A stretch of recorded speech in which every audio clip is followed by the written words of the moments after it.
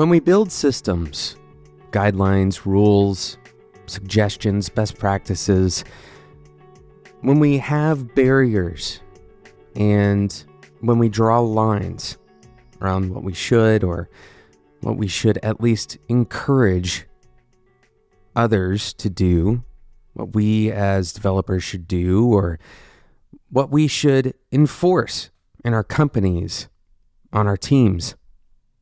We build these systems, we create these rules with an assumption, most often, that they apply in the average case.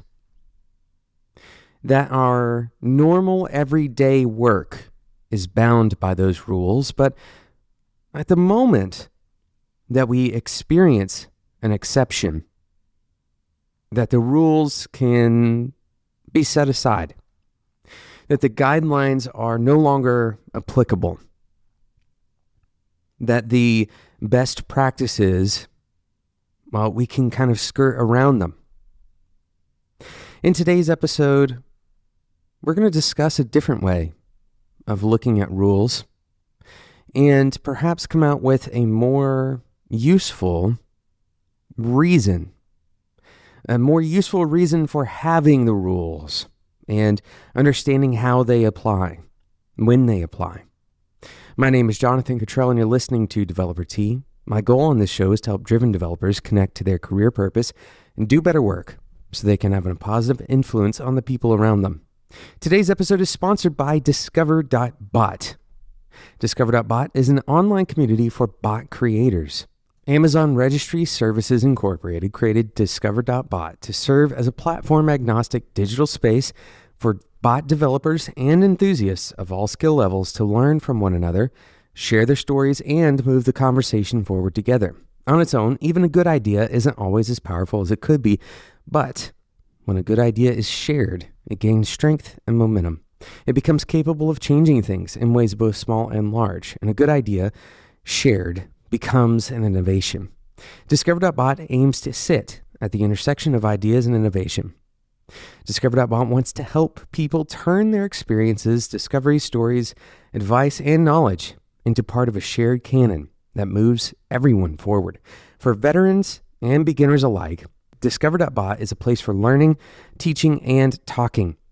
Head over to discover.bot/developerT to become a part of this conversation today. Whether you are creating bots today, if you're interested, or if you've had a whole host of bots already go live and are out into the ecosystem, Discover.bot is absolutely built for you.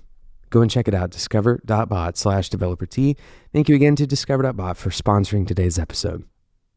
I want you to think back to the last week of your life. I want you to imagine each day, if you can, even the last 3 days. Imagine or recall the events of that day. What events were normal? What events were repeated between those days? It's likely that even with this small of a sample, there was some anomaly. There was some kind of appointment that you had to go to, maybe an unexpected event with the weather, for example, or perhaps you stayed home from work because you were sick. This is something that happened to me recently. Now, I want you to extrapolate this across the last month, 2 months, the last season, or perhaps the last year or 2 years. How often do you experience anomalies? The strange thing is that we continue to call these anomalies exceptions, even though they are relatively common. And so instead of thinking about the exceptions in our schedules as just part of the schedule, we continue to think about them as exceptions, and we continue to treat them as exceptions. Now, this isn't always true. Many of you who are listening right now, you can look back at the last 3 days or even the last week and say, no, this is, every day this week has gone exactly as planned. There have been no anomalies. But the truth is that most of the time when we create what we consider to be the normal day in our minds, we aren't thinking about things that are typical. Instead, we think about the optimistic base case. Now, this isn't a fancy term that you can find if you Google, as far as I know. It's something that I'm making up for the sake of this episode. But this optimistic base case is the idea that nothing is going to go wrong. No interruptions are going to happen. That everything will go as planned. And this optimistic base case is important. We need to understand what that base case is. But the truth is that it's not actually representative of the average.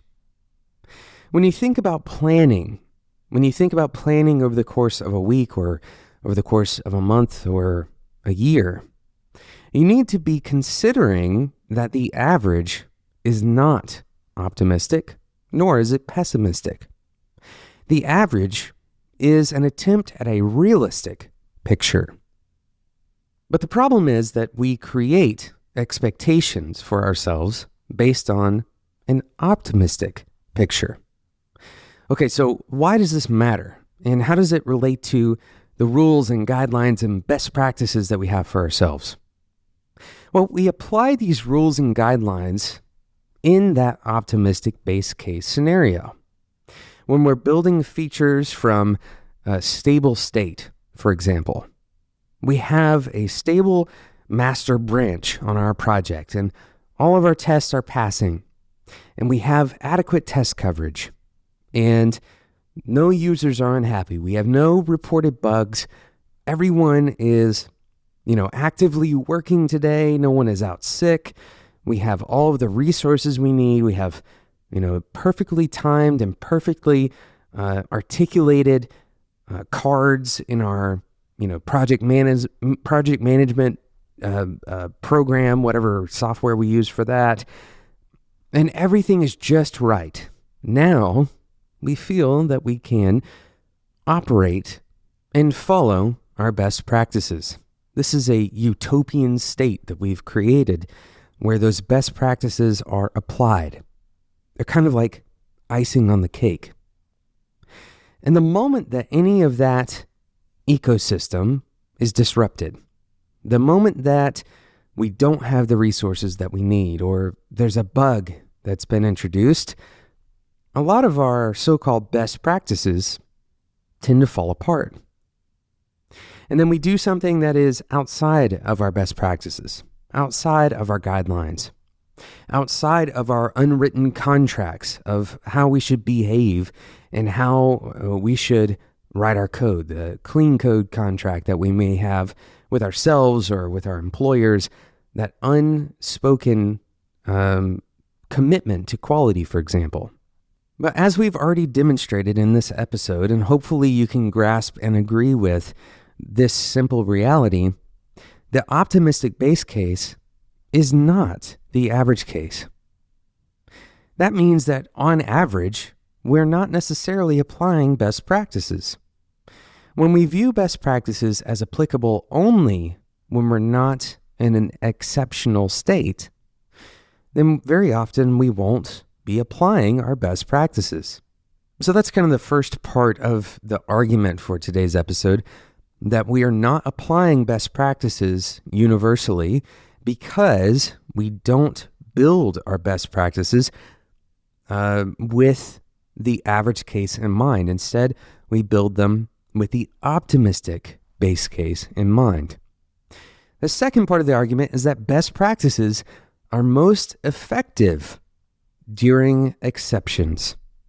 In other words, the rules shouldn't be thrown out when you experience an exception. Instead, the application of those rules and those guidelines, those best practices, the lines that you draw, all of that becomes even more important in those exceptional cases. I'll give you a simple and perhaps even controversial example. Imagine that you and your team are running up close to a deadline, and this deadline is bearing down on you. And so as the deadline approaches, as so often happens with software, you've underestimated how much you would need to do to accomplish what you expected to accomplish. Now, you know that a best practice, a rule that you've set for your company and for your culture is to not overwork yourselves, to not work past, let's say, a 40-hour work week, to stand as a champion of work-life balance or mental health or whatever other reasons that you don't believe working long hours is a good idea. Now, the problem is that now you have a conflict. You have an exceptional state. You're not always running up against the deadline. It's very rarely the week of launch. And so you have to make a decision. You have to make the decision, do we break the rules because we are in an exceptional state? Now, here's the interesting part of this argument. This rule is easy to follow and perhaps not even necessary when you're not in the exceptional state. It's very likely that when you're not running up against a deadline, keeping work-life balance is a reasonably easy thing to do, because the sacrifice to cut your, for example, 45-hour work week down to 40 hours is fairly small. There's not a lot of negative consequence, and so this guideline becomes easy to follow. When the guideline becomes important, and perhaps incredibly important, is in the exceptional state, when you have a lot on the line, when you have to make a value judgment, choosing to maintain work-life balance at the expense, for example, of meeting your deadline or meeting the deadline with the number of features that you plan to meet it with, that's where this rule becomes valuable. That's where this rule actually changes your behavior. That's where the guideline actually makes a difference. And the same is true when we're dealing with code. When we have to have reviews, for example, let's say that you have a guideline, and we do this at Clearbit, that your code must be reviewed before it goes out. You need to test your code in staging and in development, and it needs to be reviewed by another developer. Now, let's say that you're in an exceptional state where, for example, you're rushed. Maybe there's a bug that you need to get resolved, or there is a deadline that's impending. Perhaps you're ending your sprint and you wanted to get this thing done, and so you feel rushed. There's some kind of external stressor that's making you feel like you're in some exceptional state. At this juncture, you are much more likely to make mistakes. You're more likely to write code that has bugs in it that could easily break production. Now, contrast this to when you're not feeling stressed. You're less likely to push dangerous code. So when is a review more useful? When is this rule, this guideline, this best practice, when does it actually provide the most value in catching problems? As it turns out, very often, the rules that we have, the guidelines and the best practices and the procedures and the lines that we draw, they are most applicable in exceptional states, not less applicable. That's our intuitive response, that we should be able to break the rules when the context allows for it. But I want to challenge you, as a listener of Developer Tea, I want to challenge you when you feel like you're in a place where you should be able to break the rule, where you should be able to kind of ask for forgiveness rather than permission. I want to challenge you to adhere more strictly to your best practice. Now, don't be dogmatic about it. Don't take it as, this is absolute and there's no way around it. That's not the spirit of what we're saying. But instead, to see what the rule was intended to do and how you may, in that exceptional state, if you break the rules, that may be the reason the rule exists in the first place. Now, again, I want to be very clear. We aren't just talking about rules here. We're talking about things like proper naming structures and separation of concerns, good coding practices, internal company policies. Often these things feel like friction. They feel like things that are impeding on your ability to work. And it's important to recognize when that is actually true. We're not kind of blindly accepting every supposed best practice, but instead we should be considering in those especially stressful moments, in those exceptional moments, why does this friction exist? What is the function of making me go through this friction point? Perhaps it is intended for this moment in time, for this exact scenario. Thank you so much for listening to today's episode of Developer Tea. I hope that this is both inspiring and challenging. I know that this is something that, especially as a seasoned developer, I feel the authority to jump over the rules whenever I feel like it.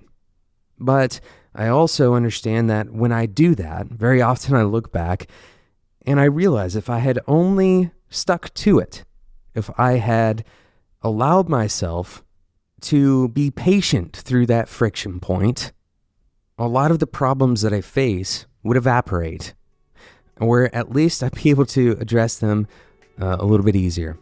Thank you so much for listening to today's episode. Thank you again to Discover.bot for sponsoring today's episode. Head over to discover.bot/developertea to check out the Discover.bot community today. Thank you so much for listening. If you're enjoying today's episode, I encourage you to subscribe in whatever podcasting app you use so you don't miss out on future episodes just like this one. Thanks so much, and until next time, enjoy your tea.